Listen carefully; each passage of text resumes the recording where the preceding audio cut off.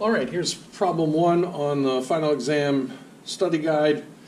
Use the remainder theorem to find the remainder when p of x equals 3x cubed plus 3x squared plus 1x plus 2, and that's divided by x minus 3.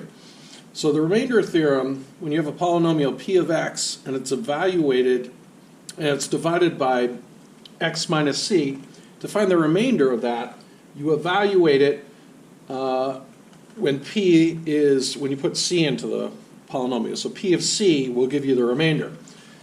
So instead of x minus c, in this case we have x minus 3. So our number that we're going to put into the polynomial is 3. So our remainder is going to be p of 3. So everywhere there's an x, we'll put a 3 and we'll see what that value is. So we have 3 times 3 cubed plus 3 times 3 squared plus 1 times 3 plus 2. Okay, so 3 cubed is 27, so we have 3 times 27. 3 squared is 9, so we have plus 3 times 9.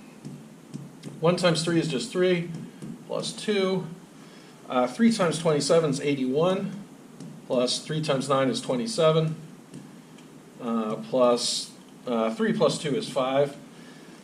81 plus 27 is 108, plus 5 is 113. So in this case, our remainder is 113.